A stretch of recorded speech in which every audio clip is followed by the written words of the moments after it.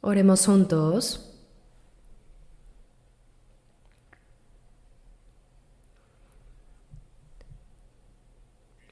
Nuestro Dios Padre, santo y misericordioso, que nos amas. En esta última época que tú has determinado, de entre tantas personas de este mundo, gracias porque nos has llamado y nos has salvado primero a nosotros. Nos has separado santamente en medio de este mundo pecaminoso. Y también nos has puesto en esta iglesia la santa congregación en la que tú habitas y obras, para que juntos tengamos comunión y obedezcamos a tu palabra. Gracias porque nos ayudas y guías a través de tu palabra, gracia y el poder del Espíritu Santo, para que vivamos para tu voluntad y gloria. En esta hora nosotros, los redimidos por tu preciosa sangre, estamos reunidos delante de ti para alabar la gracia y el amor de Dios, para aprender tu palabra. Señor, también acuérdate de todas nuestras iglesias en el país, en el extranjero y a todos los hermanos que están guardando la fe y predicando el Evangelio aún en medio de las dificultades. Y acompáñalos, Señor, con tu mayor gracia, palabra y poder, para que prediquen valientemente tu palabra, para que así guíen a muchas almas a la salvación y cumplir también tu gran obra, Dios. Danos la sabiduría para poder discernir tu santa voluntad, y aumentanos la fuerza y el coraje para poder vivir por tu voluntad y gloria, Señor. Haz que el resto de nuestra vida en esta tierra no sea en vano. Ayúdanos y guíanos para que cumplamos la misión que nos dio el Señor para tu voluntad y gloria. Señor, que nos enseñas la palabra necesaria en cada momento oportuno y el camino por el que debemos andar, ahora también danos la palabra que necesitamos recibir y ayúdanos y enséñanos qué tipo de personas debemos ser ante Dios. Gobierna y guía nuestras vidas para que podamos vivir para tu voluntad y gloria. Hemos orado en el nombre de nuestro Señor Jesucristo. Amén. Busquemos la Biblia. Busquemos Colosenses capítulo 3. Nuevo Testamento, Colosenses 3.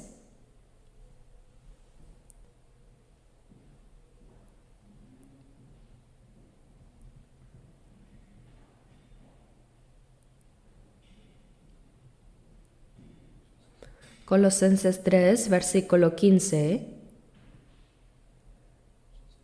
Colosenses 3, 15. Leamos juntos. Y la paz de Dios gobierne en vuestros corazones, a la que asimismo fuisteis llamados en un solo cuerpo, y sed agradecidos. Hasta aquí.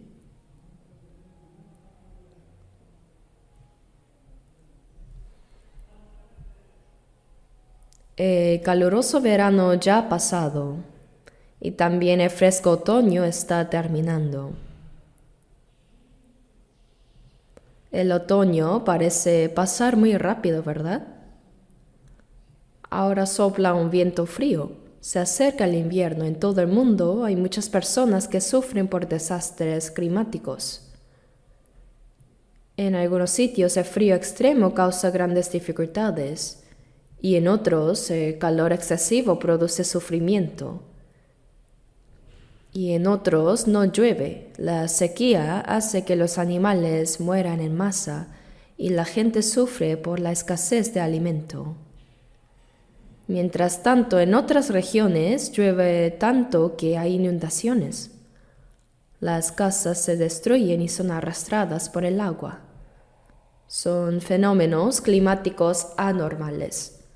Las Naciones Unidas y los distintos países del mundo se esfuerzan por resolver estos problemas climáticos, pero parece que no logran solucionarlos completamente.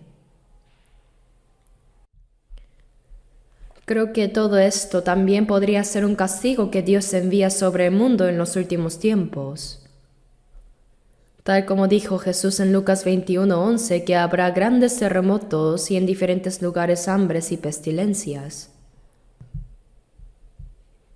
Así como después de verano y el otoño llega inevitablemente frío invierno, el tiempo de la gracia pasará también, y se acercará el tiempo de la tribulación, y el día en que el Señor regrese está acercándose paso a paso. Es una verdad indudable. Creo firmemente que vivimos en los últimos tiempos que Dios ha determinado en su historia. Lo podemos confirmar claramente a través de la palabra. Jesús habló de las señales del fin del mundo y dijo en Mateo 24:33, así también vosotros, cuando veáis todas estas cosas, conoced que está cerca a las puertas. Antes de que el Señor venga habrá señales. A veces escuchamos decir, también en tiempos de los apóstoles se hablaba como si el Señor viniera pronto, pero aún no ha venido.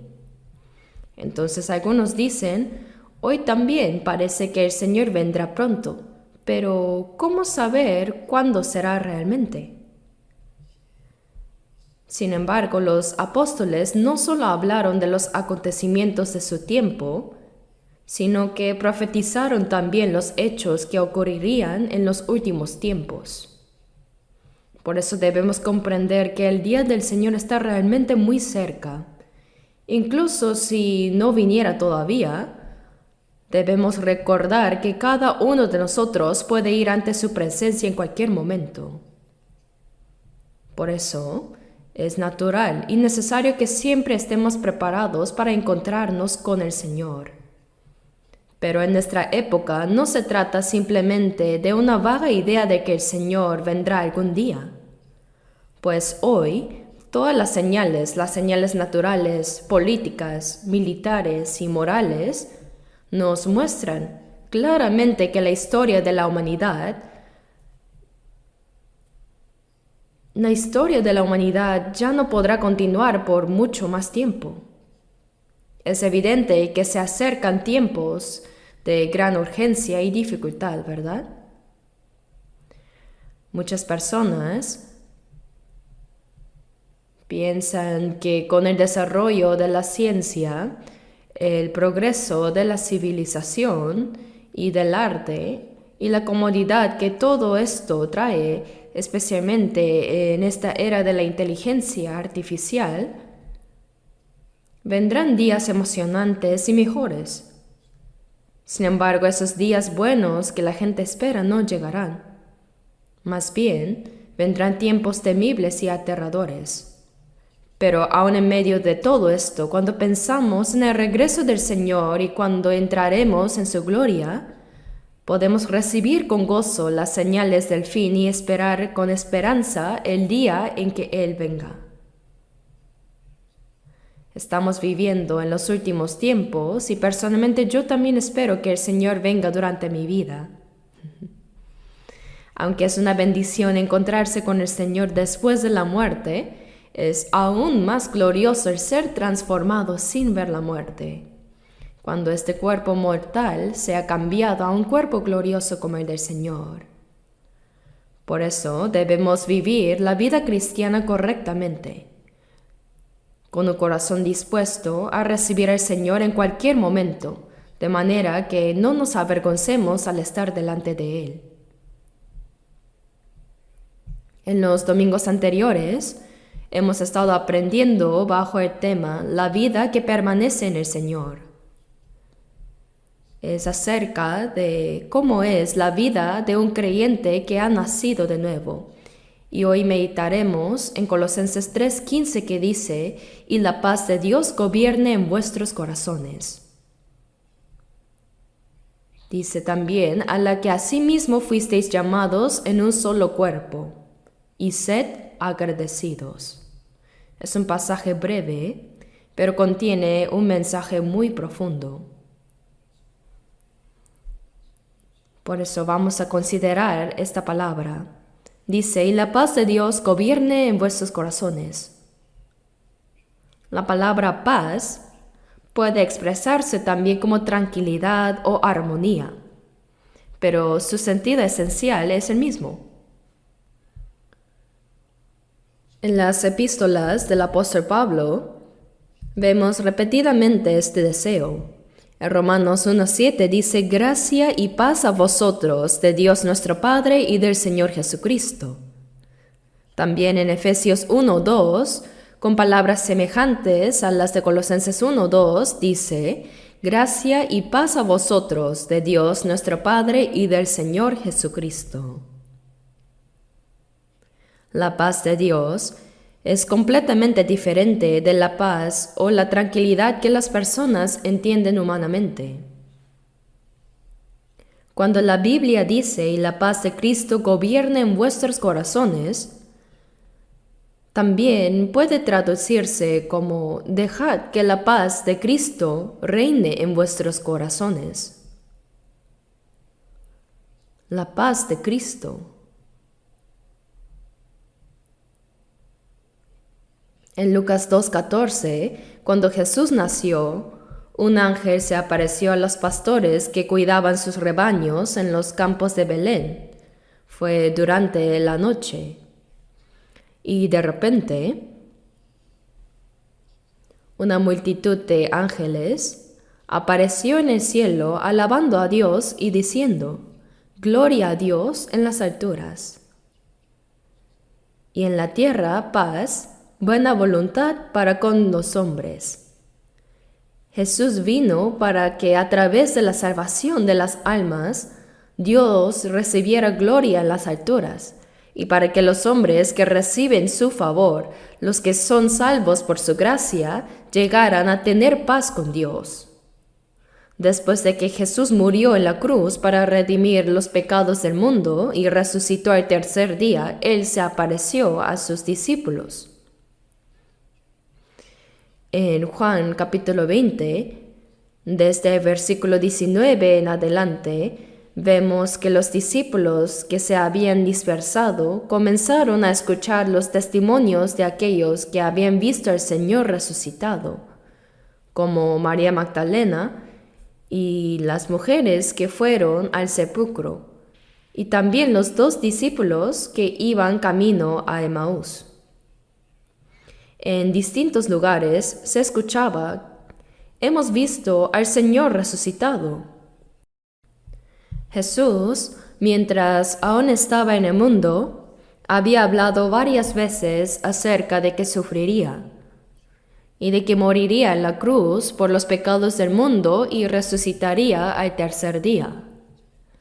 Pero los discípulos no comprendieron esas palabras, porque, al igual que los demás judíos, ellos esperaban que Jesús conquistara Roma, restaurara la independencia de Israel y reinara como su rey.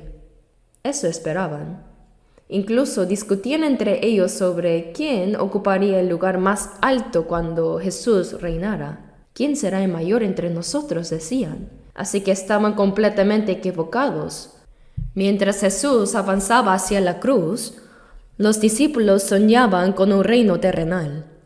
Pero cuando vieron que Jesús fue arrestado sin resistencia, y cuando vieron que fue condenado a muerte por Pilato, y cuando lo vieron llevando la cruz, quedaron profundamente decepcionados y así se dispersaron.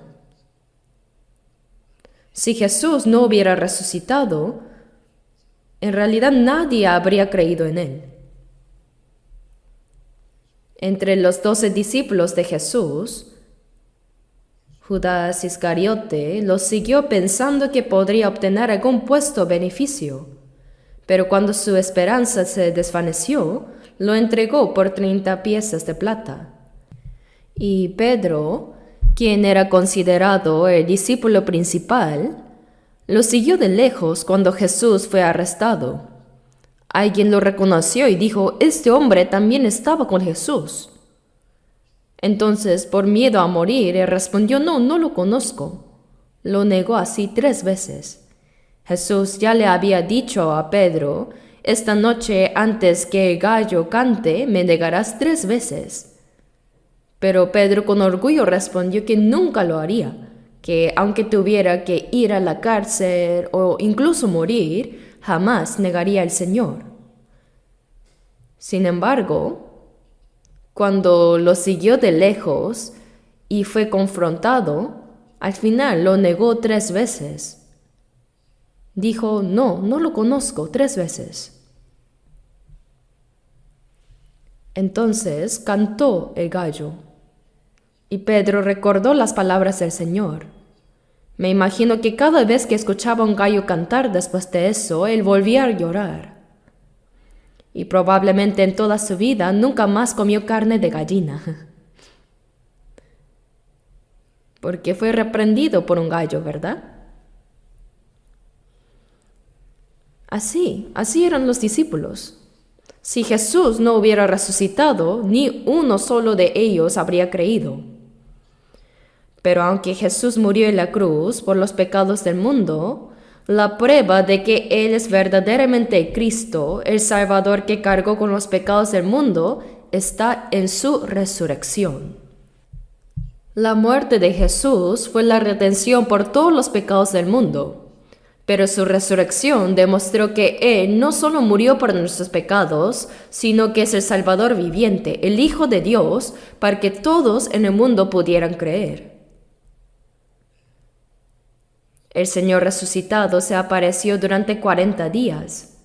Su cuerpo era espiritual, podía manifestarse o desaparecer en cualquier momento.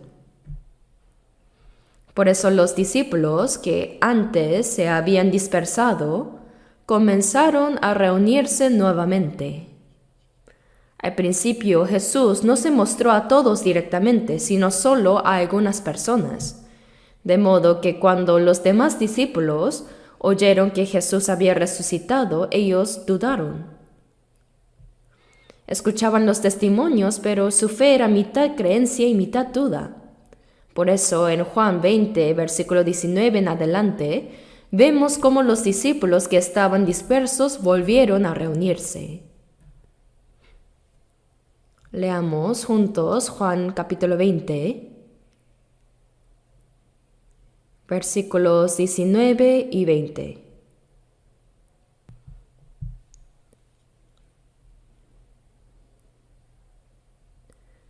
Juan 20, versículos 19 y 20. Cuando llegó la noche de aquel mismo día, el primero de la semana, estando las puertas cerradas en el lugar donde los discípulos estaban reunidos por miedo de los judíos, vino Jesús, y puesto en medio les dijo, paz a vosotros. Y cuando les hubo dicho esto, les mostró las manos y el costado, y los discípulos se regocijaron viendo al Señor. Jesús resucitó el primer día después del sábado. Esa misma tarde, los discípulos se reunieron por miedo a los judíos. Los judíos no solo habían matado a Jesús, sino que también buscaban a sus discípulos para matarlos, porque temían que ellos robaran el cuerpo de Jesús y difundieran la noticia falsa de que había resucitado. Por eso enviaron soldados para vigilar la tumba. Vigilaron la tumba durante 3 días. Aún así, Jesús resucitó al tercer día, y los soldados romanos que custodiaban la tumba quedaron como muertos, y dice que luego huyeron. Aún así, los judíos no creyeron lo sucedido, y seguramente estaban decididos a capturar a los discípulos. Los discípulos, todavía con una fe débil y llena de dudas, se reunieron de nuevo en esa condición. Tal como dice, estaban por miedo de los judíos, temiendo ser arrestados y ejecutados. Por eso cerraron las puertas con llave y permanecieron escondidos. estaban escondidos. Pero entonces Jesús apareció en medio de ellos. Y dice que dijo, paz a vosotros. De repente el Señor resucitado se manifestó en medio del cuarto donde las puertas estaban cerradas. Y les mostró las marcas de los clavos en sus manos y la herida en su costado y dijo nuevamente, paz a vosotros. Con esas palabras les estaba diciendo, por causa de vuestros pecados fui traspasado, y por causa de vuestros pecados mi costado fue herido. Por eso ahora podéis tener paz. Esa paz no es algo que se da gratuitamente, sino que fue obtenida porque Jesús murió en nuestro lugar y llevó sobre sí nuestro castigo. Como dice Isaías 53:5, por su llaga fuimos nosotros curados. Así nuestras almas fueron sanadas por medio de sus heridas. Y de esa manera, la paz de Dios nos fue concedida. Por eso Jesús repitió 2 veces, paz a vosotros.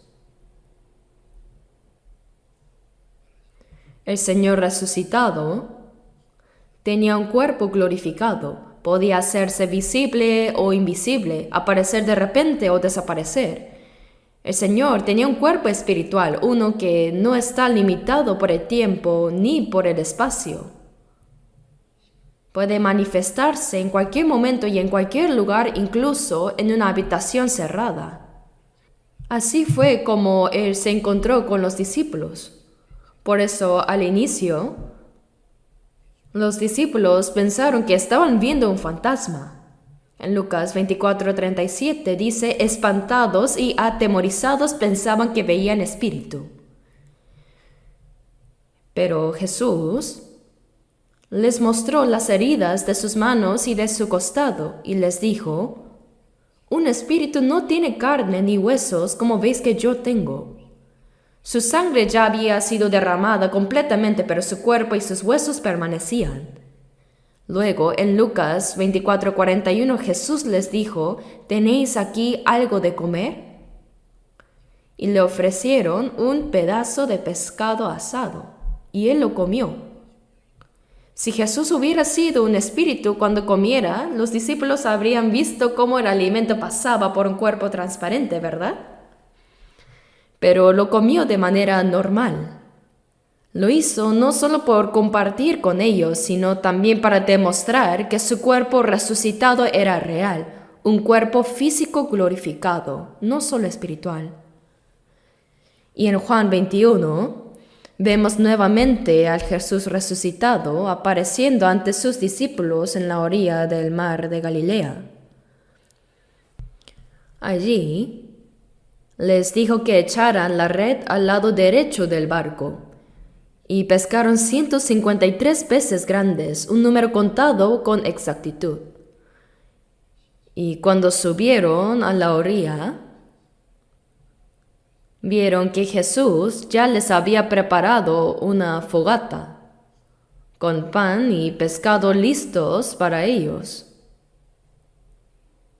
En Juan 21:12, Jesús les dijo, venid, comed. Esa escena en la que el Jesús resucitado se aparece a sus discípulos y les permite pescar según su palabra tiene un profundo significado. Con ese milagro Jesús cumplió lo que ya les había dicho en Mateo 4:19, de que os haré pescadores de hombres. Pedro, Juan y Jacobo eran pescadores, y Jesús les mostró a través de este milagro que en adelante pescarían muchas almas. Y al mismo tiempo el Señor mismo había preparado ese desayuno. Había fuego de carbón, pan y pescado. Si imaginamos esa escena en la que Jesús comparte con sus discípulos ese último desayuno, podemos sentir cuán hermoso y especial debió haber sido ese momento de comunión. Fue la última vez que Jesús compartió con ellos de esa manera. Sin embargo, antes de esa aparición en la orilla del mar de Galilea, Jesús ya les había manifestado en Juan 20:19. Eso fue cuando los discípulos estaban con las puertas cerradas y Jesús apareció en medio de ellos. Hermanos, ¿qué pensamos cuando leemos esto? ¿Qué pensamos? Nosotros hoy no podemos ver físicamente al Señor. En ese momento Tomás no estaba con los demás discípulos cuando Jesús apareció. Así que cuando ellos le dijeron, hemos visto al Señor resucitado, Tomás respondió, ¿lo tocaron? Y dijeron, no lo tocamos, solo lo vimos. Entonces Tomás dijo, ¡ay, lo debieron haber tocado! Hasta que yo lo toque, no voy a creer. Y después de 7 días volvió a aparecer. Y parece que vino especialmente por Tomás, ¿verdad? Le dijo en Juan 20:27, pon aquí tu dedo y mira mis manos y acerca tu mano y métela en mi costado, y no seas incrédulo sino creyente. Entonces Tomás, avergonzado, quizá tocó suavemente, permiso, Señor, y así. Y exclamó, Señor mío y Dios mío. Jesús le respondió, ¿por qué me has visto, Tomás, creíste? Bienaventurados los que no vieron y creyeron. Nosotros no creemos porque hayamos visto, sino porque creemos en su palabra. A través de la Biblia, Dios nos ha mostrado numerosas pruebas suficientes para que podamos creer firmemente. En Hechos 17:31 dice, dando fe a todos con haberle levantado de los muertos. Dios dio a todos los hombres una prueba segura y digna de fe al resucitar a Jesús de entre los muertos. Después de su resurrección, Él se apareció a muchas personas durante 40 días. Y en 1 Corintios 15:6 dice que apareció a más de 500 hermanos a la vez. Esto muestra claramente que la resurrección no fue una ilusión ni una invención, sino un hecho confirmado por muchos testigos. Sin embargo, los judíos aún hoy no creen que Jesús haya resucitado. Piensan que los cristianos creen en una mentira, en un hombre que no resucitó realmente. Ellos creen solo en Jehová del Antiguo Testamento y consideran que el Nuevo Testamento es un libro herético. No aceptan que Jesús, quien murió en la cruz, sea el Cristo, y todavía esperan al Mesías que vendrá como Rey. Pero antes de que Jesús venga nuevamente como el Rey de Reyes, aparecerá el Anticristo. Y cuando eso suceda, los judíos que esperan a Cristo como su Rey sin reconocer al verdadero Jesús, recibirán primero al Anticristo. Nosotros no lo hemos visto, pero creemos por medio de su palabra. El Señor dijo, bienaventurados los que no vieron y creyeron.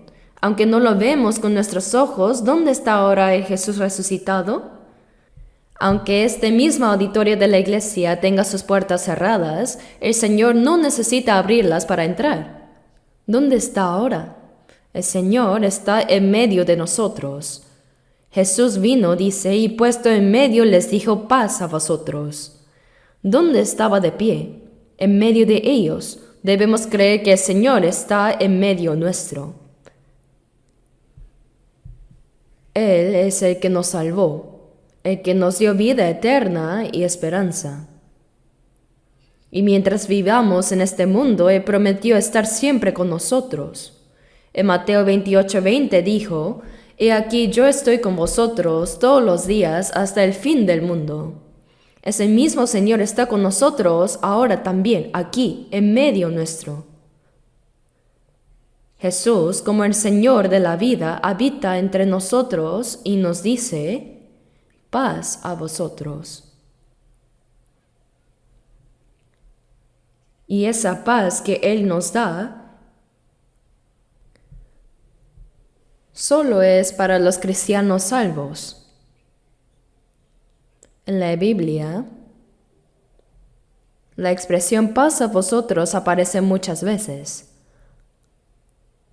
Por eso el apóstol Pablo también decía en sus cartas, en 2 Tesalonicenses 3:16, y el mismo Dios de paz os dé siempre paz en toda manera.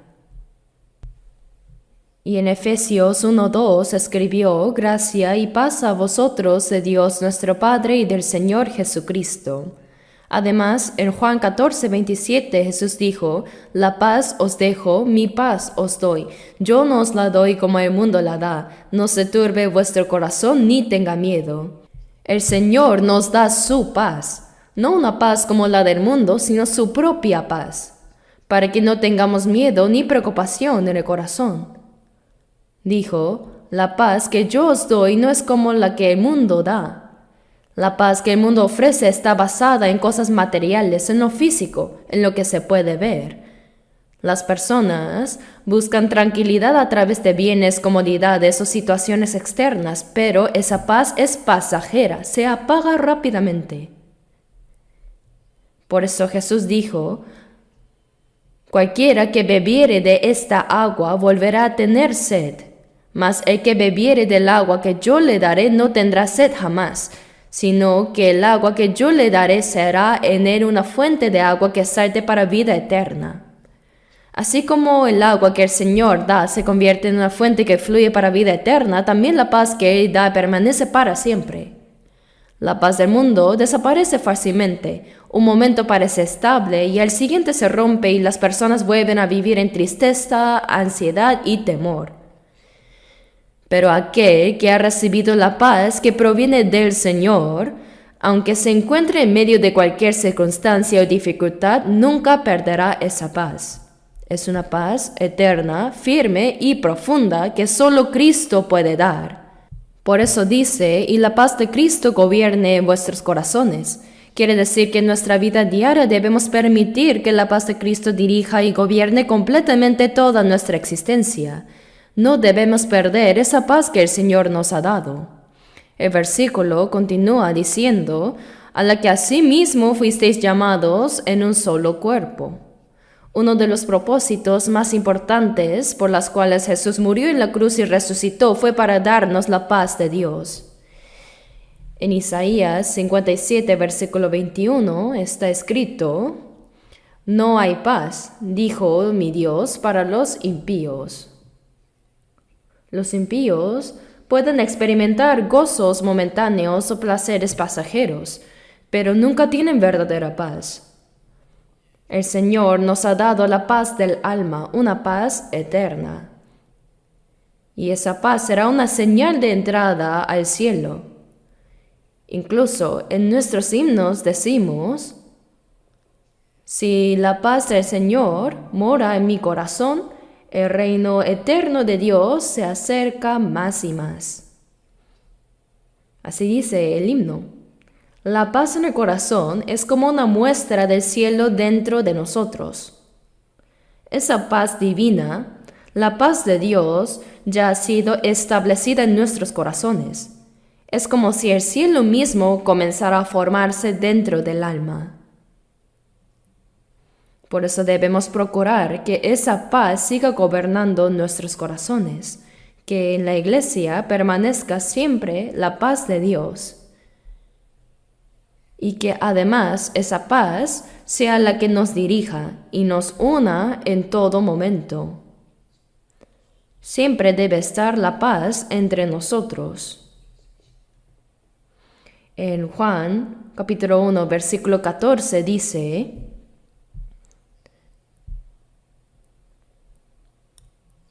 y aquel verbo fue hecho carne y habitó entre nosotros. Esto se refiere a Jesús. Y en Juan 1:1 dice, en el principio era el verbo, y el verbo era con Dios, y el verbo era Dios. La Biblia llama a Dios el verbo, porque no podemos verlo con nuestros ojos, pero Él se revela a nosotros por medio de su palabra. Dice, y el verbo era Dios. En las Escrituras se nos ha revelado quién es Dios y cómo es su naturaleza a través de esa palabra viva. El Dios invisible se manifestó en carne y ese es Jesús. En Juan 1:18 dice, a Dios nadie le vio jamás. el unigénito Hijo que está en el seno del Padre, Él le ha dado a conocer. Por eso Jesús dijo, el que ha visto a mí, ha visto al Padre. Y en Juan 1:14 dice, y aquel Verbo fue hecho carne y habitó entre nosotros, y vimos su gloria, gloria como del unigénito del Padre, lleno de gracia y de verdad. El Dios, que es la palabra, tomó el cuerpo humano y vino a habitar entre nosotros, y al verlo contemplamos la gloria del Hijo unigénito del Padre, lleno de gracia y de verdad. Jesús es Dios mismo manifestado en forma de hombre. Y cuando una persona recibe la salvación, el Señor mora en ella, llenando su vida con su gracia y su verdad. Por medio del Espíritu Santo vivimos dentro de la gracia de Dios, en la cual están su amor, su salvación y todos los dones que Él nos concede. Ahí donde abundan la gracia y la verdad y la paz de Dios permanece siempre. La presencia de su paz llena el corazón en el que su gracia y su verdad reinan. Veamos ahora Romanos 15, versículo 33. Romanos 15, versículo 33. Leamos juntos. Y el Dios de paz sea con todos vosotros. Amén.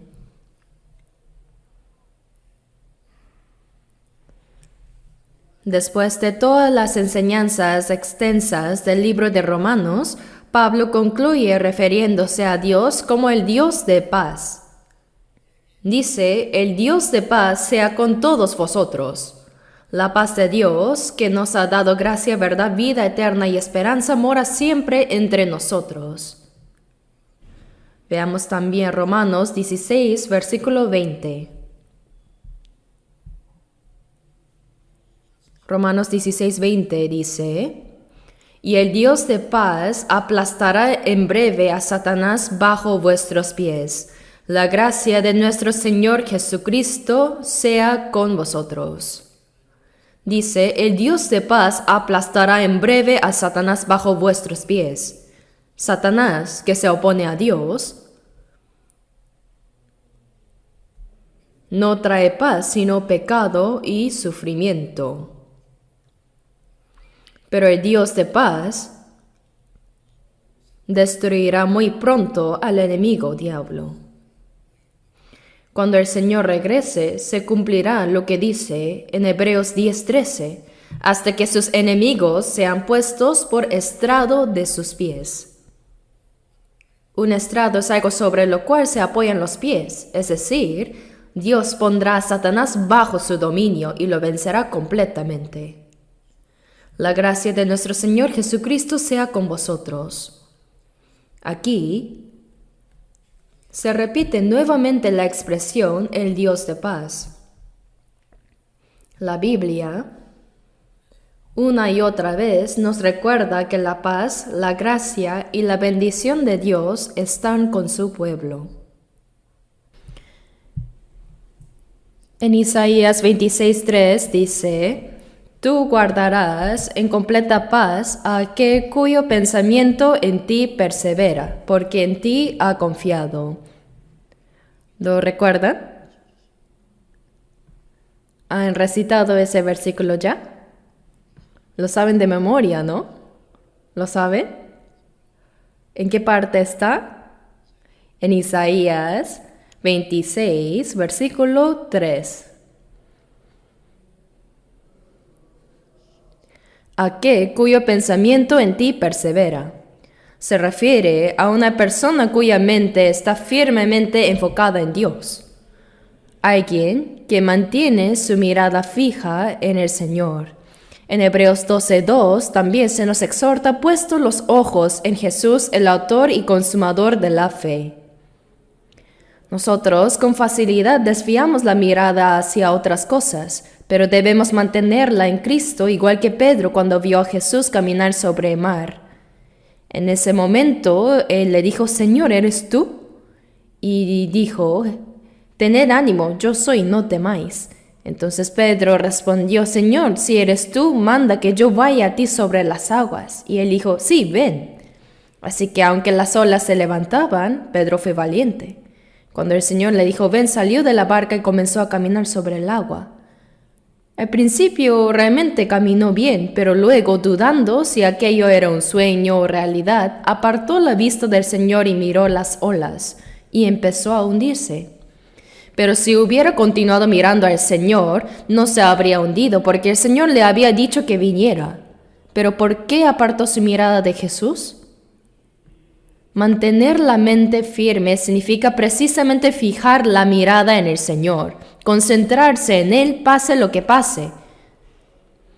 Tú guardarás en completa paz aquel cuyo pensamiento en ti persevera, porque en ti ha confiado. Es una palabra realmente importante y tenemos que guardar la paz de Dios en nuestro corazón y vivir disfrutándola continuamente.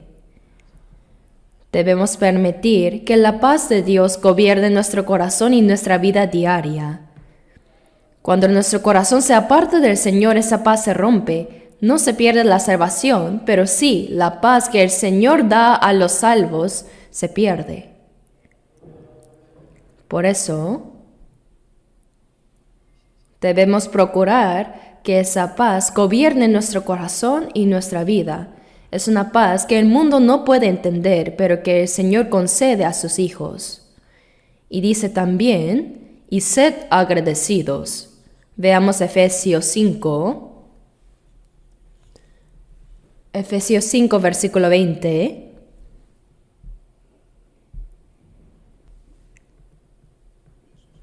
Efesios 5, 20. Leamos juntos. Dando siempre gracias por todo al Dios y Padre en el nombre de nuestro Señor Jesucristo. Dice por todo, es decir, en todas las circunstancias de la vida. Dice, dando siempre gracias al Dios y Padre en el nombre de nuestro Señor Jesucristo.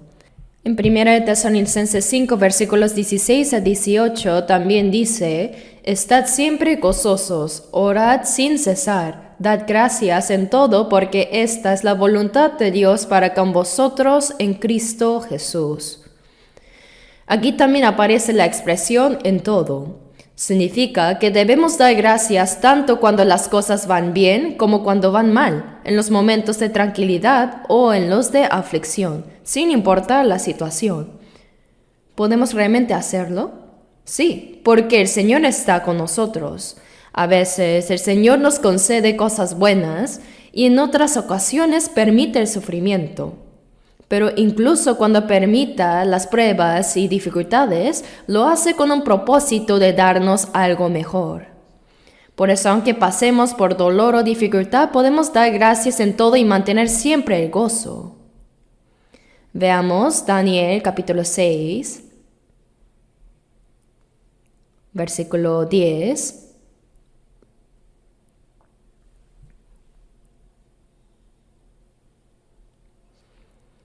Después de Ezequiel está Daniel, capítulo 6, versículo 10, 6:10. Cuando Daniel supo que el edicto había sido firmado, entró en su casa y abiertas las ventanas de su cámara que daban hacia Jerusalén, se arrodillaba 3 veces al día y oraba y daba gracias delante de su Dios como lo solía hacer antes. Este pasaje nos muestra algo muy importante. Si leemos los versículos anteriores, vemos que cuando los judíos fueron llevados cautivos a Babilonia, Daniel era aún joven, pero Dios le concedió gracia y gran sabiduría. Por eso durante el periodo del imperio medo-persa, el rey Darío estableció 120 gobernadores para administrar todo el reino y puso a 3 ministros principales sobre ellos. Y entre esos 3 Daniel se destacó más que todos. La Biblia dice que Daniel era superior a todos los sátrapas y gobernadores. Por eso en Daniel 6, versículos 3 y 4 dice: pero Daniel mismo era superior a estos sátrapas y gobernadores, porque había en él un espíritu superior. Y el rey pensó en ponerlo sobre todo el reino. Entonces los gobernadores y sátrapas buscaban ocasión para acusar a Daniel en lo relacionado al reino, mas no podían hallar ocasión alguna o falta, porque él era fiel y ningún vicio ni falta fue hallado en él. El rey Darío puso a Daniel, que había sido llevado cautivo, como el principal entre muchos gobernadores. Fue el mejor. Y como él estaba sobre todos los administradores y príncipes, ellos comenzaron a tenerle envidia y planearon matarlo. Buscaron algo de qué acusarlo. Sin embargo, no pudieron encontrar nada, ¿no?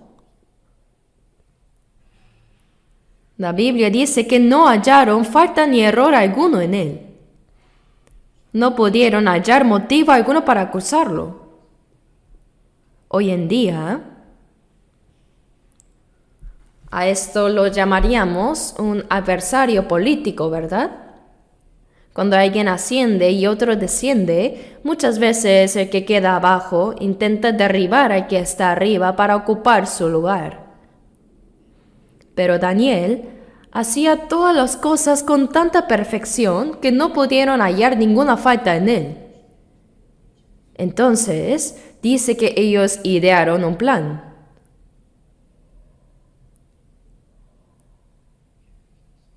Aun siendo cautivo, Daniel continuaba temiendo a Dios.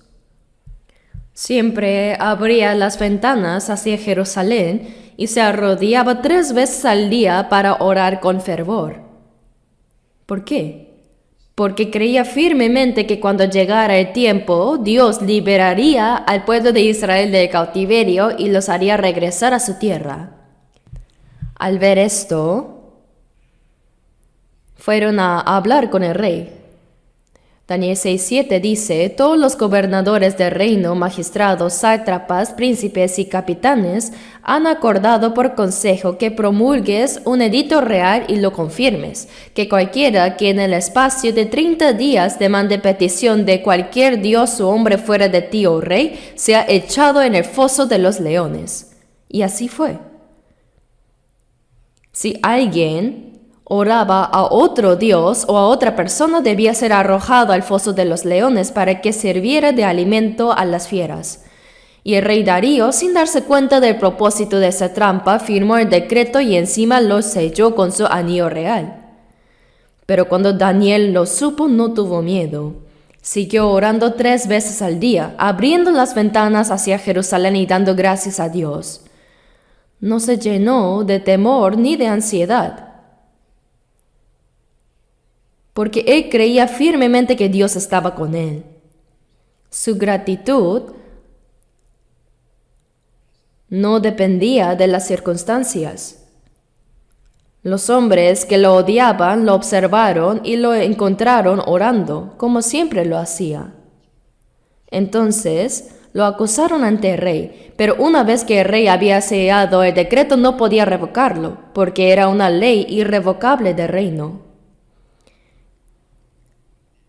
El rey, aunque apreciaba profundamente a Daniel, se vio obligado a cumplir la ley y ordenó que lo arrojaran al foso de los leones. Toda esa noche, el rey no comió ni pudo dormir, estaba angustiado, pensando que Daniel ya había muerto. Pero al amanecer, corrió hacia el foso y gritó: Daniel, siervo del Dios viviente, el Dios tuyo, a quien tú continuamente sirves, ¿te ha podido librar de los leones? Y Daniel respondió: Sí, oh rey.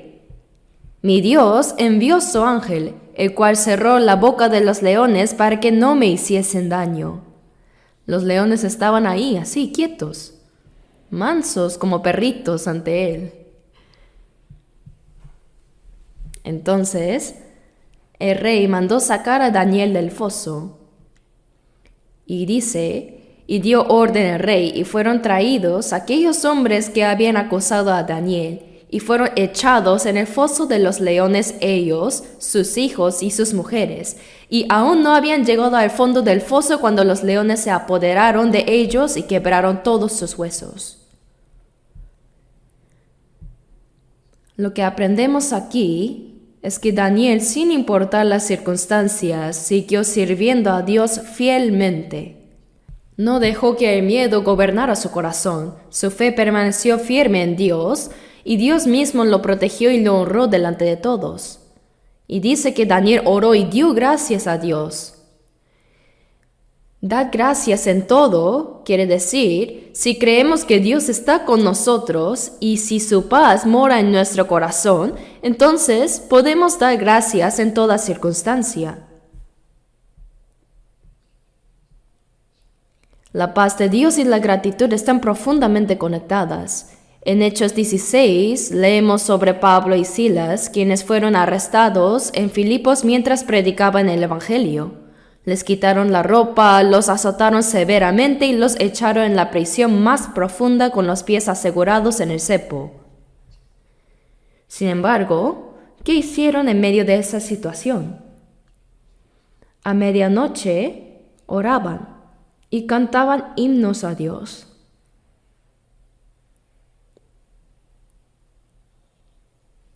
Antes de que Pablo conociera a Cristo, se llamaba Saulo y perseguía a los creyentes. Él consentía en la muerte de Esteban y en Hechos 26:10 él mismo dijo: yo encerré en cárceles a muchos de los santos, habiendo recibido potestad de los principales sacerdotes, y cuando los mataba yo di mi voto. Él iba camino a Damasco con autoridad para arrestar a los cristianos cuando el Señor Jesús se le apareció. Y aquel Saulo fue transformado en Pablo, un nombre que significa pequeño, y el Señor lo escogió como apóstol de los gentiles. Él predicó el Evangelio por todas partes y escribió 14 libros del Nuevo Testamento. Su último deseo fue ir a Roma porque en ese tiempo se decía que todos los caminos conducen a Roma. Él creía que si el Evangelio llegaba a Roma, se extendería rápidamente por todo el mundo. Finalmente, Pablo llegó a Roma y predicó allí durante 2 años y murió mártir, decapitado por su fe.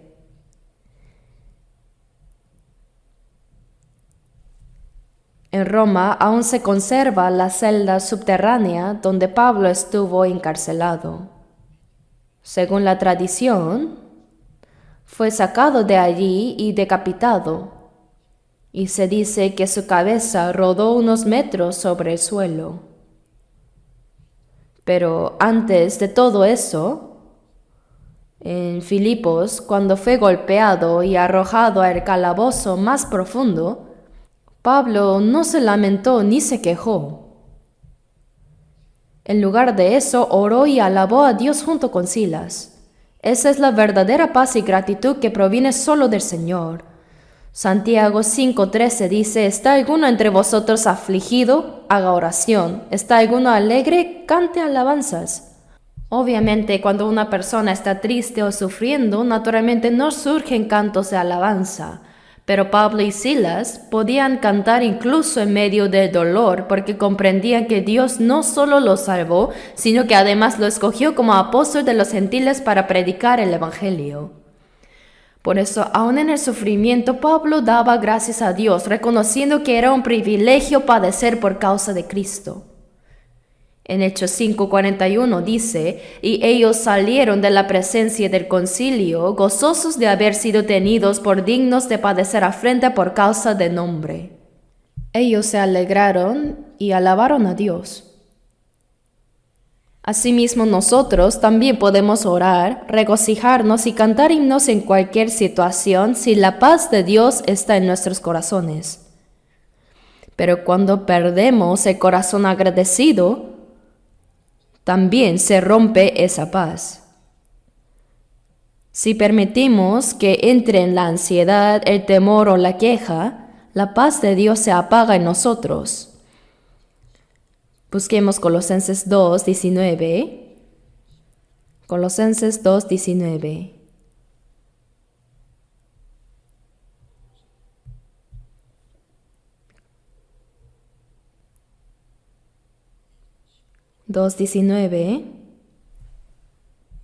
Y no haciéndose de la cabeza, en virtud de quien todo el cuerpo, nutriéndose y uniéndose por las coyunturas y ligamentos, crece con el crecimiento que da Dios. En Colosenses encontramos muchas enseñanzas sobre lo que es la iglesia. Dice, y no haciéndose de la cabeza. Todo el cuerpo debe sostenerse bien de la cabeza, porque la cabeza es el centro del cuerpo. Si la cabeza no ocupa el lugar principal, el cuerpo no puede funcionar correctamente, ¿verdad? Entonces, el crecimiento del cuerpo depende de la cabeza, porque es desde la glándula pituitaria en el cerebro que se producen las hormonas del crecimiento.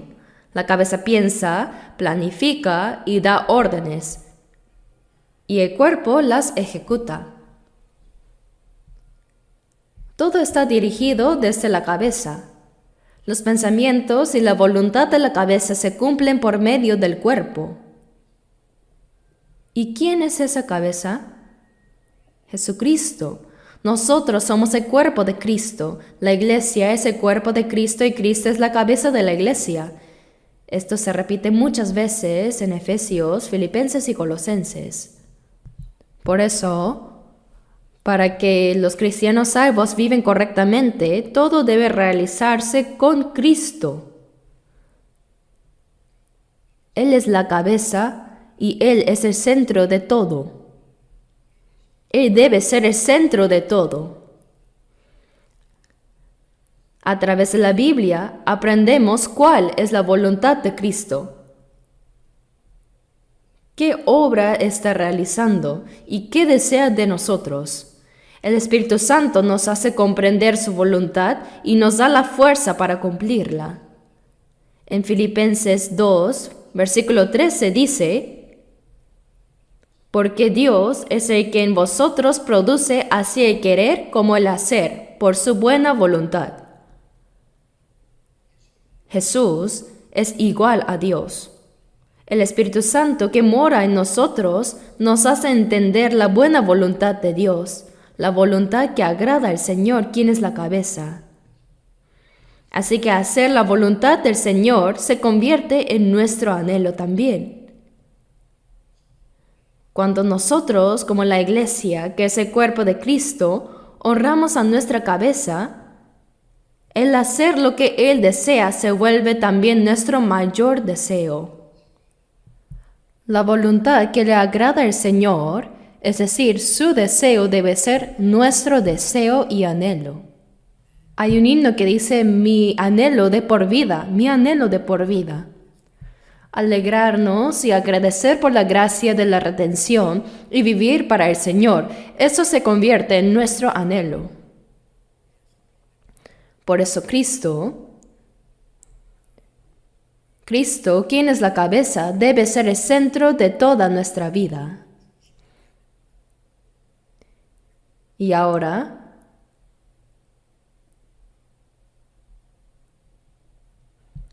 Colosenses 2:19, leamos juntos.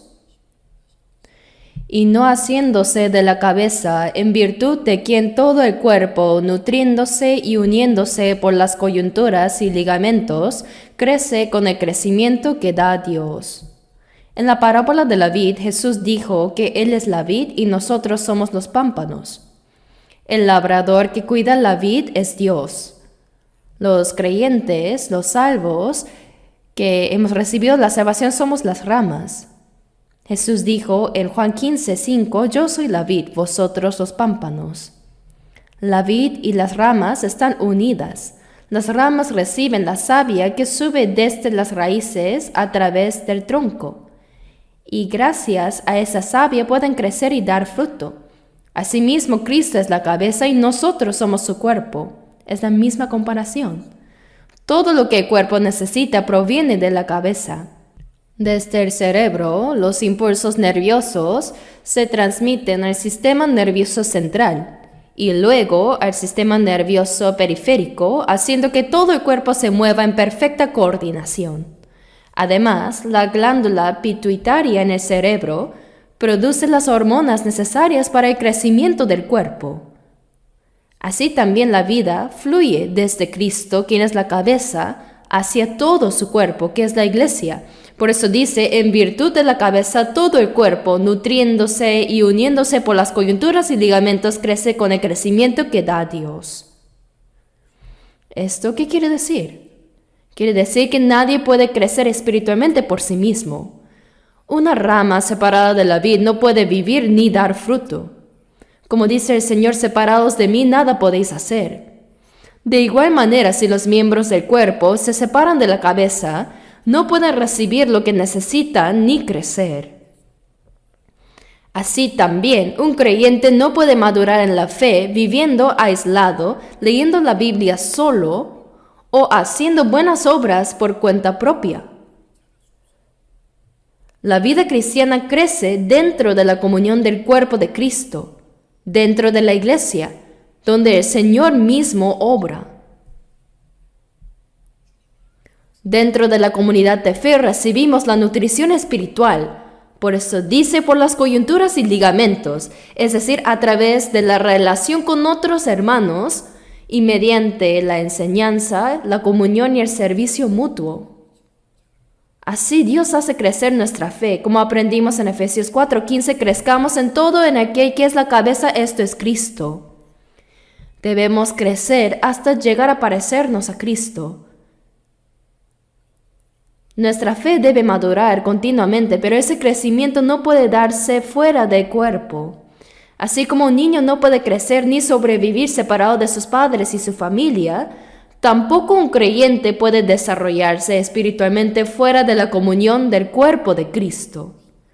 El niño crece recibiendo el amor y el cuidado de sus padres y también el afecto y la atención de toda su familia. No solo crece físicamente, sino también en carácter, en entendimiento y en todas las áreas de su vida.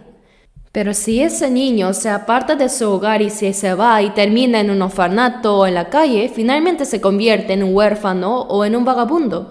Asimismo, un creyente que ha sido salvo, pero no crece dentro de la iglesia recibiendo enseñanza y formación a través de la palabra, puede terminar alejándose.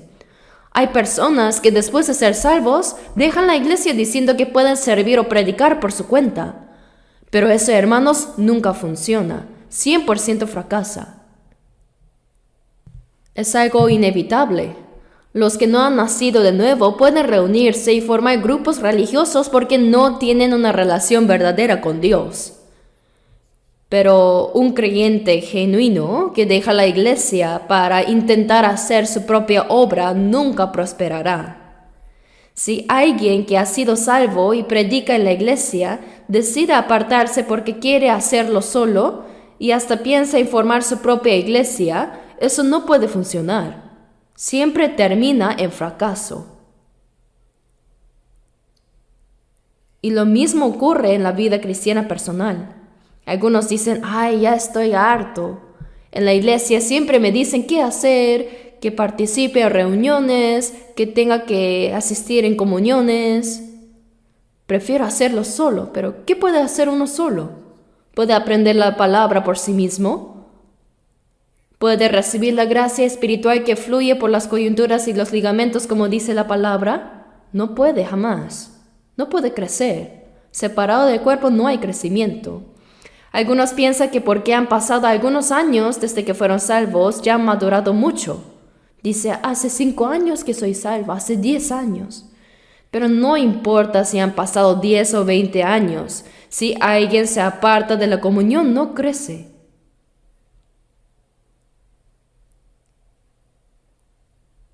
La Biblia dice que por la cabeza todo el cuerpo, nutriéndose y uniéndose por las coyunturas y ligamentos, crece con el crecimiento que da Dios.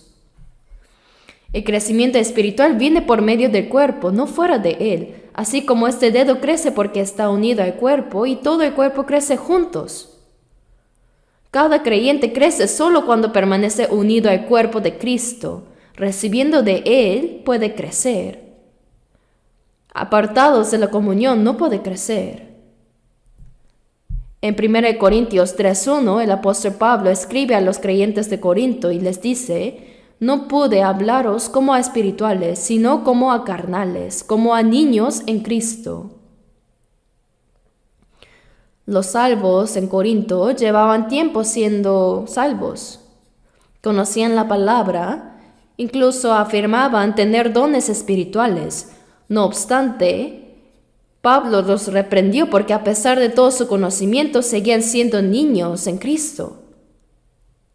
Se habían vuelto soberbios. Por eso dijo: porque aún sois carnales, pues habiendo entre vosotros celos, contiendas y disensiones, ¿no sois carnales y andáis como hombres? En la iglesia de Corinto había celos y divisiones. Pablo mismo había predicado el evangelio en Corinto y fundado la iglesia allí.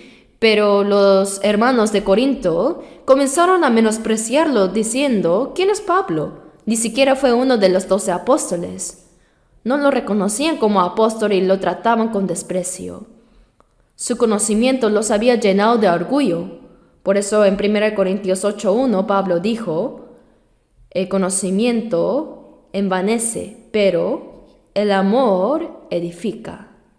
El conocimiento envanece, pero el amor edifica. El amor es el carácter mismo de Cristo.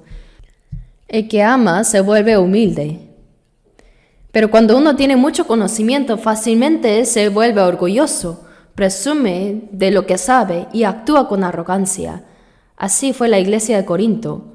Los creyentes de Corinto hablaban bien, tenían conocimiento de la palabra, pero el apóstol Pablo les dijo que todavía eran como niños en Cristo, que todavía eran carnales, pues entre ellos había celos y contiendas. Haber recibido la salvación hace mucho tiempo no significa que uno crezca automáticamente. Cuando una persona nace, con los años crece de manera natural, pero en la vida cristiana no es así. El crecimiento espiritual no ocurre solo con el paso del tiempo. Permanecemos unidos dentro de la iglesia como miembros del cuerpo y recibimos la gracia espiritual que fluye desde la cabeza, quien es el Señor. Esa gracia llega a nosotros a través de los hermanos y así crecemos, porque Dios es el que da el crecimiento. Dios tiene su manera de hacernos crecer. Si no seguimos ese camino, no podemos crecer. Algunos, aunque han pasado años desde su salvación, si los observan, no han crecido. En cambio, hay quienes recibieron la salvación hace poco y ya muestran un notable crecimiento espiritual. ¿Por qué ocurre eso? Porque no permanecen firmemente unidos en la iglesia, no tienen comunión ni aprenden bien la palabra. Esa es una verdad indiscutible. No debemos olvidar que uniéndose y ligándose por las coyunturas y ligamentos, recibimos el crecimiento de Dios. Y ahora veamos otro pasaje. 1 de Juan, capítulo 2. 1 de Juan 2. Versículos 27 y 28. 27 y 28.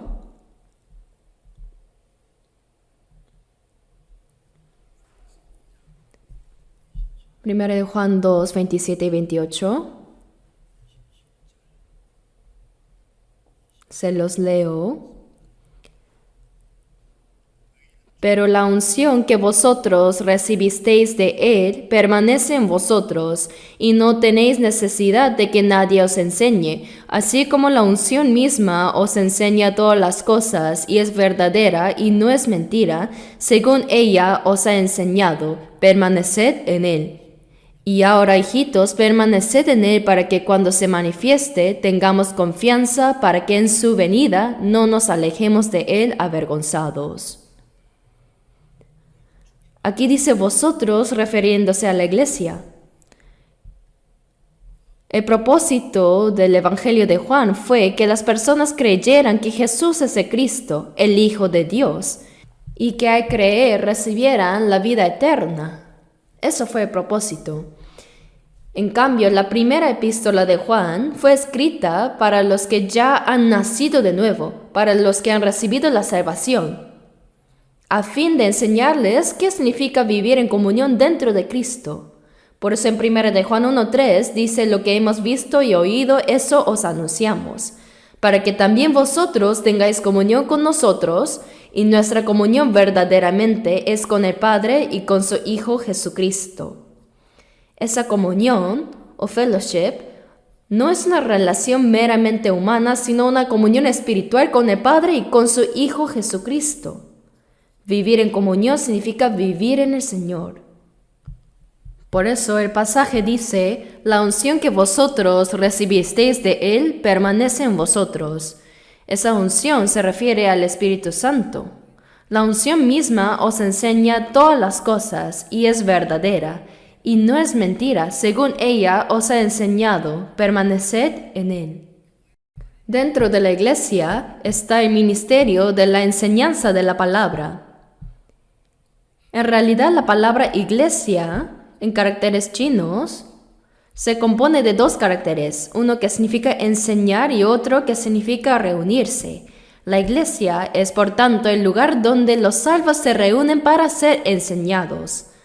Cada vez que los salvos se congregan, el Señor mismo los enseña. En la iglesia aprendemos la gracia y la verdad del Señor, la voluntad y el propósito de Dios y también cómo debemos vivir como verdaderos cristianos.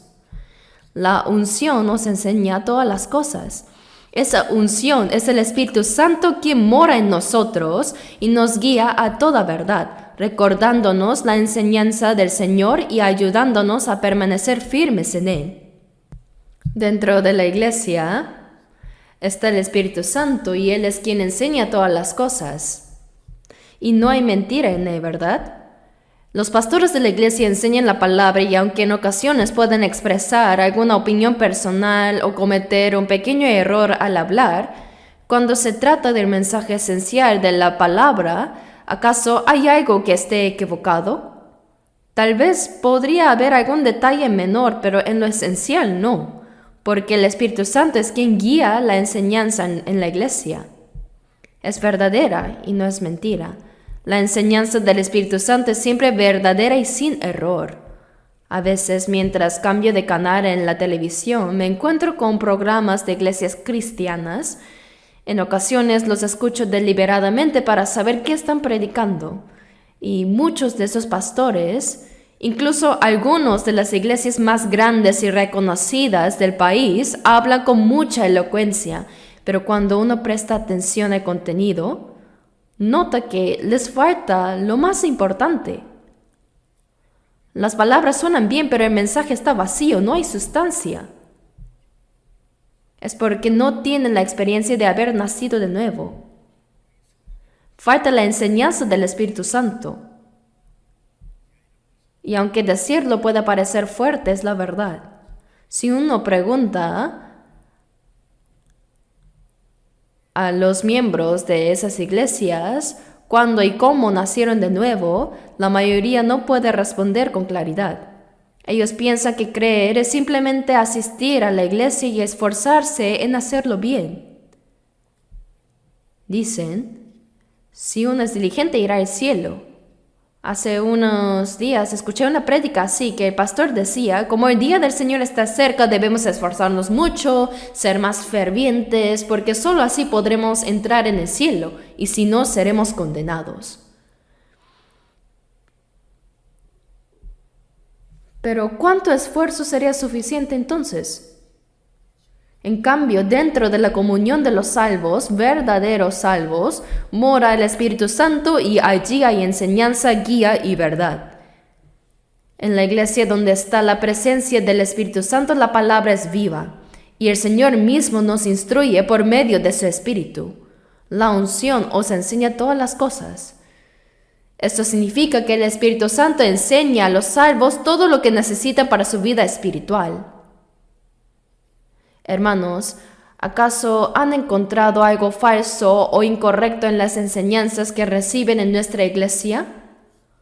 Probablemente no, porque aquí no se busca enseñar opiniones humanas, ni discursos bonitos, ni filosofía cristiana o lecciones morales, sino que el propósito es transmitir fielmente la palabra de Dios, sembrarla en sus corazones, y por medio de esa palabra queremos que su fe crezca. Y también aprendan a obedecer. Y también dice que se reúnen para hacer adoración. Pero ¿acaso en la Biblia se menciona que los creyentes se reúnen para adorar? En Juan 4 dice, Dios es espíritu, y los que le adoran en espíritu y en verdad es necesario que adoren, porque también el Padre tales adoradores busca que le adoren. Cuando la Biblia dice Dios es espíritu, quiere decir que Él no es un ser físico, no tiene carne ni cuerpo como nosotros. Por eso no se agrada de una apariencia externa solemne o de una oración elocuente. Tampoco se impresiona por un coro que canta muy bien. Dios no es carne como nosotros. Él mira nuestro corazón. Si una persona no ha recibido la salvación o nacido de nuevo, ¿acaso Dios escuchará su oración? Solo escuchará cuando clama pidiendo perdón de pecados y salvación. Dios es espíritu. Y los que le adoran en espíritu y en verdad es necesario que adoren. Significa ser guiados por el Espíritu Santo. Como dice Juan 16:13, pero cuando venga el Espíritu de verdad, Él los guiará a toda la verdad. Vivir siendo guiados por el Espíritu Santo, permaneciendo en la verdad, esa vida misma es una adoración. La adoración no se limita a un acto o una ceremonia. Toda nuestra vida, guiada por el Espíritu Santo, es el verdadero culto que agrada a Dios. Romanos 12:1 dice, así que hermanos, os ruego por las misericordias de Dios que presentéis vuestros cuerpos en sacrificio vivo, santo, agradable a Dios, que es vuestro culto racional. ¿Qué quiere decir eso? En el Antiguo Testamento, la gente ofrecía ovejas, cabras o becerros como sacrificios, pero en el Nuevo Testamento el creyente mismo, su cuerpo, su vida, debe ser el sacrificio. Un sacrificio vivo significa que toda nuestra manera de hablar, de actuar y de vivir debe ser una ofrenda continua a Dios. Este es el culto espiritual que agrada a Dios. Nuestra vida entera debe ser un sacrificio vivo. Y el versículo 2 dice, no os conforméis a este siglo. No hay que seguir las tendencias corruptas, lascivas y pecaminosas, sino transformaos por medio de la renovación de vuestro entendimiento, para que comprobéis cuál sea la buena voluntad de Dios agradable y perfecta. El Espíritu Santo nos enseña cuál es esa buena voluntad agradable y perfecta de Dios. Y cuando vivimos practicando esa voluntad, toda nuestra vida se convierte en un culto espiritual, en un sacrificio vivo. Por eso, hermanos, cuando nos reunimos, no lo hacemos simplemente para adorar. No es que no sea adoración, pero ese no es el propósito principal. Nos reunimos para aprender cómo adorar, para aprender la palabra de Dios correctamente y para poder vivir conforme a esa palabra. Cuando en nuestra vida diaria, en el hogar, en el trabajo, en la sociedad o en la iglesia, vivimos según la palabra de Dios, toda esa vida se convierte en un culto espiritual ofrecido a Él. Esa es la verdadera adoración, el sacrificio vivo. Por eso no se trata solo de reunirnos para adorar. Cuando estaba en la escuela secundaria en Busan, asistía a un colegio cristiano. En los domingos era obligatorio ir a la iglesia. Recuerdo que el pastor subía al púlpito con una túnica larga y decía solemnemente, ¿no? Ahora comencemos juntos el culto, la adoración. Los que adoran deben hacerlo en espíritu y en verdad. Así todo era muy tranquilo, solemne, con una apariencia de reverencia. Pero hermanos, ¿eso realmente es adoración? Donde en la Biblia encontramos un ejemplo así. Ese tipo de ceremonia se parece más a los rituales de quienes adoran ídolos. La verdadera adoración del cristiano no consiste en una forma externa, sino en toda la vida del creyente. Nuestras palabras, acciones, la manera en que vivimos conforme a la voluntad de Dios, todo eso es adoración. La vida guiada por el Espíritu Santo es la adoración. Él nos hace comprender la gracia de Dios, la verdad, y nos enseña cómo debe vivir un cristiano. Pero si solo escuchamos esas enseñanzas y luego las olvidamos, ¿de qué sirve? En Santiago 1, versículos 22 al 24 dice: pero sed hacedores de la palabra y no tan solamente oidores, porque si alguno es oidor de la palabra, pero no hacedor de ella, este es semejante al hombre que se considera en un espejo su rostro natural, porque él considera a sí mismo y se va y luego olvida cómo era. Imaginen que alguien se mira al espejo, pero en lugar de arreglar lo que está mal, se va y lo olvida.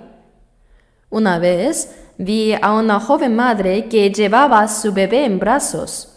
Ella había puesto demasiado labial y el niño, jugando, la tocó y dejó la marca en su mejilla. Ella no se dio cuenta y pasó así todo el día manchada. Cuando llegó a casa y se miró al espejo, seguramente se sorprendió de haber estado así todo el día. Así también nosotros, cuando miramos la palabra de Dios, debemos ver lo que está mal en nosotros y corregirlo. La palabra nos muestra cómo debemos actuar y vivir. Pero si solo la escuchamos y no la ponemos en práctica, es como vernos en un espejo y olvidar de inmediato cómo estamos. Santiago 1:25 dice: no siendo oidor olvidadizo, sino hacedor de la obra, este será bienaventurado en lo que hace. ¿Por qué aprendemos la Biblia? No para convertirnos en maestros, sino para obedecerla y vivirla. Por eso, el Señor, mediante el Espíritu Santo, sigue enseñándonos su palabra. La unción misma os enseña todas las cosas y es verdadera y no es mentira. Según ella os ha enseñado, permaneced en él. Permanecer en el Señor significa vivir conforme a su palabra. Escuchar la palabra, decir amén y luego salir a vivir como uno quiere es despreciar lo que Dios ha dicho. Permanecer en Cristo es andar en obediencia a su palabra cada día. Y 1 de Juan 2:28 dice: y ahora, hijitos, permaneced en él. Aquí permanecer se refiere a permanecer y obedecer la palabra. Dice, para que cuando se manifieste tengamos confianza, para que en su venida no nos alejemos de él avergonzados. Permanecer en la palabra es obedecer lo que el Señor nos enseña y estar en Cristo mismo. Si vivimos en la palabra del Señor, cuando Él regrese podremos presentarnos valientemente y sin vergüenza delante de Él. ¿Por qué? Porque cuando el Señor venga, se revelará si hemos vivido en el Señor o fuera de Él. Vivir en el Señor significa vivir en su palabra.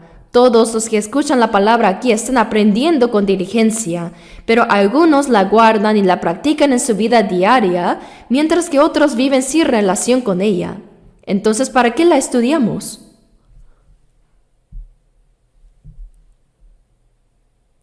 ¿Para qué si después de oírla cada uno vive a su manera? Vivir en el Señor significa obedecer su palabra. Eso es vivir en el Señor. Y cuando vivimos en Él, en el día de su venida, los que hayan vivido en el Señor se presentarán sin vergüenza y con confianza. Pero los que no vivieron en Él se avergonzarán. Veamos un pasaje más. Proverbios 18, versículo 1.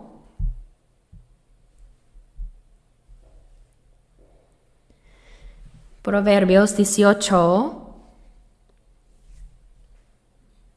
versículo 1. Leamos juntos. Su deseo busca el que se desvía y se entremete en todo negocio.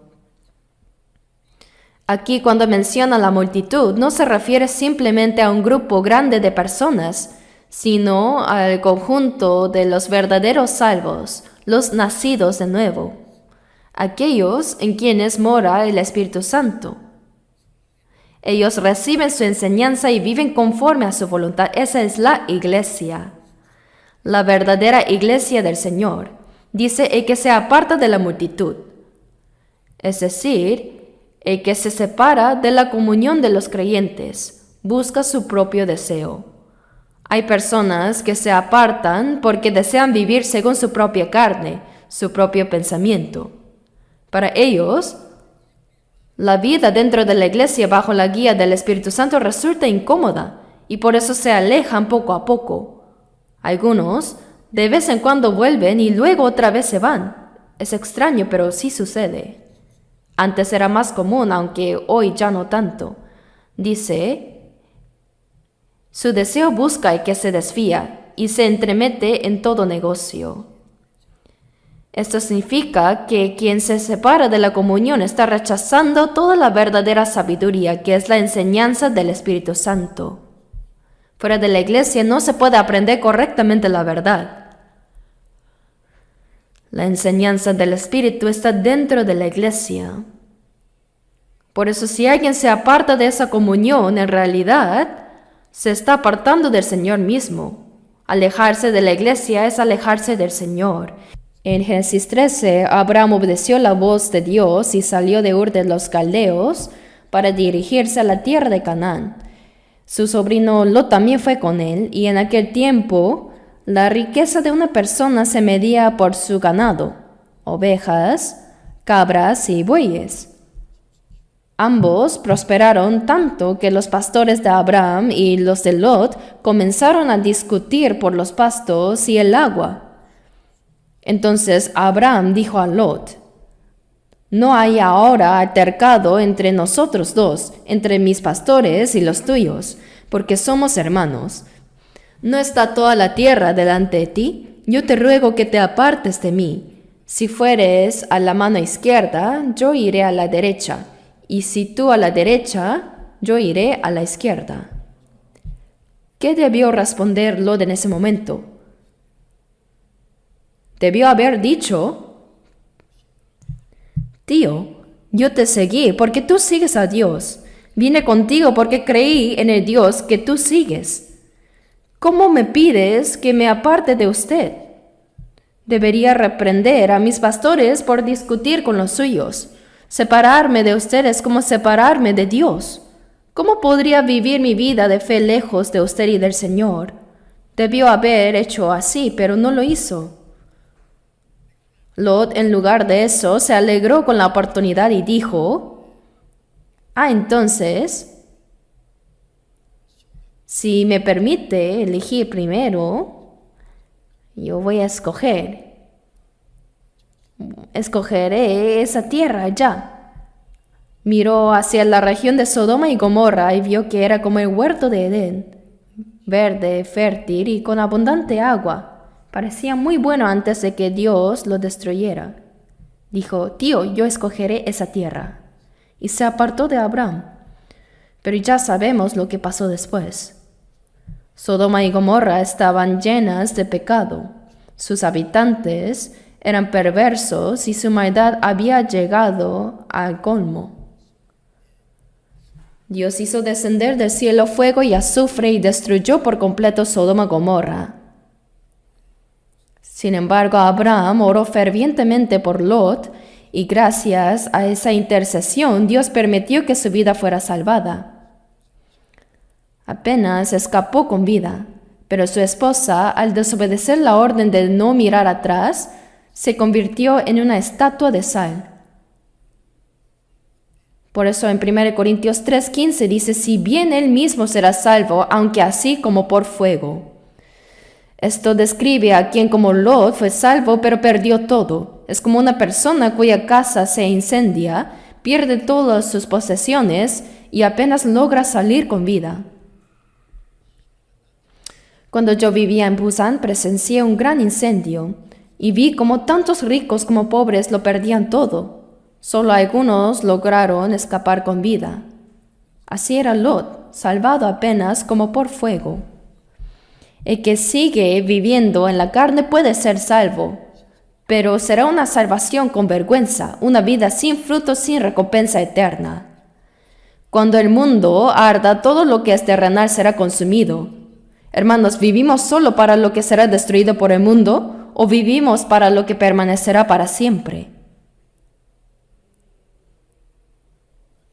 Mientras estamos en esta tierra, debemos vivir para el reino de los cielos, dentro del tiempo, pero mirando hacia la eternidad, en el mundo visible, pero esperando el reino invisible y la gloria de Dios. Cuando caiga el fuego sobre este mundo, los nacidos no serán destruidos, pero podrían tener una salvación vergonzosa, como quien escapa del fuego. Por eso estamos aprendiendo continuamente la vida que permanece en el Señor. Debemos mantener una vida que permanezca en Cristo, obedeciendo su palabra y caminando en comunión con Él. Oremos juntos. Nuestro Dios Padre misericordioso, gracias por habernos salvado por tu sangre preciosa y por estar con nosotros en el resto de nuestras vidas, para que vivamos para tu santa voluntad, gloria y el Evangelio del Señor. Gracias porque podemos recibir la enseñanza y guía del Espíritu Santo en la Iglesia. Acompaña por favor a todos nuestros hermanos con la palabra y el Espíritu Santo, para que su fe pueda crecer más y vivir para la voluntad y la gloria del Señor en esta Iglesia en la que tú obras. Gobiérnanos y guíanos, y haznos vivir correctamente el resto de nuestras vidas en la verdadera paz y verdad que tú nos has dado. Todo esto hemos orado en el nombre de nuestro Señor Jesucristo. Amén.